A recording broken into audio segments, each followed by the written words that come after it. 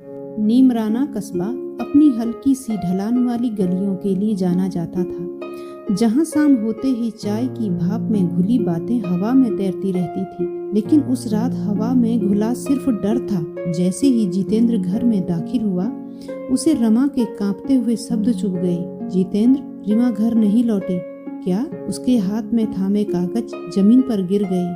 रमा की आंखों में दहशत थी। 4 घंटे हो गए, हर जगह देखा, कहीं नहीं मिली। जितेंद्र का दिल बैठ गया। वो हमेशा बेटी का आत्मविश्वास देखकर खुश होता था, मगर आज वही आत्मविश्वास किसी गहरी खाई में गिरता महसूस हो रहा था।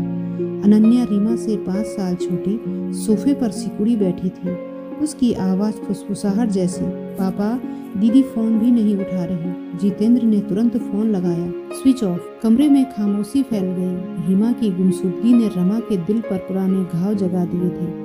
वो एक छोटी सी गांव की लड़की थी, जिसे किताब इतना खींचती थी कि दुनिया उससे दूर हो जाती थी। मायके में पुराने घर का ऊपर का स्टोर रूम, दादी के उपन्यास, खिड़की की संकरी दरार से बहती हवा, वही उसकी दुनिया थी। लेकिन एक दिन वह पढ़ते पढ़ते सो गई। नीचे हंगामा मच गया था कि लड़की गायब है। बगल वाले मकान में रहने वाले लड़के ने उठाया होगा। आजकल की लड़कियां झूठ, आरोप और अहितकारी बातें उसके परिवार की दीवारों पर आग की तरह फैली थी। उस एक घटना ने रमा को भीतर तक डरा दिया था। उसी डर से उसके माता पिता ने जल्दबाजी में शादी करवा दी थी। आज वही खौफ उसे फिर घेर रहा था। इतिहास दोहराना नहीं चाहिए, रीमा तक नहीं पहुंचना चाहिए। जितेंद्र और रमा जब रीमा को ढूंढते हुए बाहर निकले, कुछ ही देर में चर्चा फैल गई। किसी ने बच्ची को देखा है क्या? नहीं, पर स्टेशन पर चेक कर लो।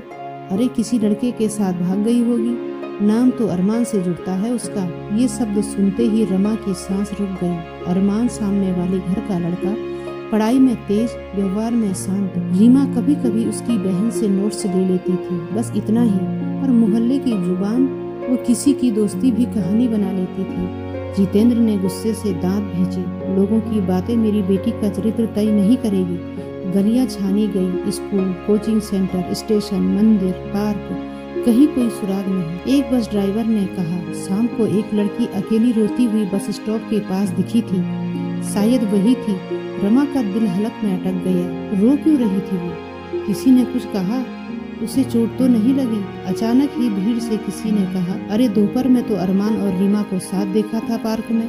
शायद वही गई होगी। अब जैसे मोहल्ले को मसाला मिल गया। प्यार व्यार का मामला है। आजकल की लड़कियां घर वालों से ज्यादा फोन पर भरोसा करती है। न जाने किस रास्ते पर चली गई। रमा की आंखों में आंसू छलक आए। वो चाहकर भी खुद को मजबूत नहीं रख पा रही थी। जितेंद्र, कहीं मेरी बच्ची ने कोई? जितेंद्र ने उसका हाथ पकड़कर कहा, कुछ भी गलत नहीं सोचना, पहले उसे ढूंढते हैं। पर उसकी खुद की आवाज भी टूट रही थी। 3 घंटे बाद अनन्या अचानक बोली, मम्मी, दीदी ने आज सुबह ऊपर जाकर कुछ लेने की बात की थी। शायद वही हो। सभी ने एक दूसरे को देखा। ऊपर का स्टोर रूम, जहाँ पुराना सामान, बंद बक्से और धूल जमी यादें पड़ी थी। दरवाजा अंदर से बंद था। जितेंद्र ने खटखटाया, रीमा, दरवाजा खोलो बेटी। धीरे धीरे कुंडी खिसकी। रीमा फर्श पर बैठी थी, आंखें सुर्ख, बाल बिखरे, हाथ कांप रहे थे। रमा टूटकर उसकी तरफ भागी। क्यों छुप गई थी तू? इतना डराया तूने? रीमा रोते हुए बोली, मम्मी, स्कूल में लड़कियां मेरा मजाक बना रही थी। कह रही थी कि मेरा अरमान के साथ चक्कर है, मैं गंदी हूँ, चालू हूँ। उसके शब्द रमा के दिल पर हथौड़े की तरह गिर रहे थे। उसने कहा कि मोहल्ले में भी बात फैल रही है। मैं रोई तो और बोले, अरे रोने से क्या, रिश्ता पक्का कर लो। मैं डर गई, कहीं आप लोग भी वही न सोचें, कहीं आप मुझे गलत न समझें। जितेंद्र वहीं बैठ गया। उसकी आंखें पहली बार बेटी के लिए अश्रुओं से भर गई। पगली, तू हमारी बेटी है, हमारा भरोसा है। लोग क्या कहते हैं, इससे हम तुझे नहीं मापते। रीमा ने फुसफुसाया, पर पापा, मैंने किसी को कुछ नहीं बताया। अरमान तो बस पड़ोसी है। रमा ने उसकी हथेली थामी। बेटी, तेरी उम्र में एक दोस्त से बात करना गुनाह नहीं है।